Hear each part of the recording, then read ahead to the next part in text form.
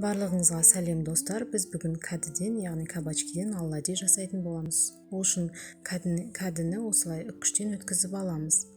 Енді кәдінің үстіне 200 грамм ірімшік саламыз, үккіштен өткізілген. Одан кейін соның үстіне 2 жұмыртқа саламыз. Оның үстіне 2 ас қасық ұн және 1 ас қасық қопсытқышты салып, жақсылап араластырып аламыз. Қалауларыңыз бойынша кішкене тұз қоссаңыздар болады. Одан кейін осылай пергамент қағаз төселген ыдысқа осылай жақсылап жайдақтап салып шығамыз.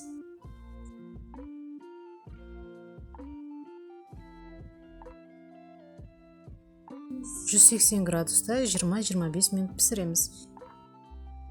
Біздің оладьилеріміз дайын болды. Міндетті түрде дайындап көріңіздер, өте дәмді болып шығады.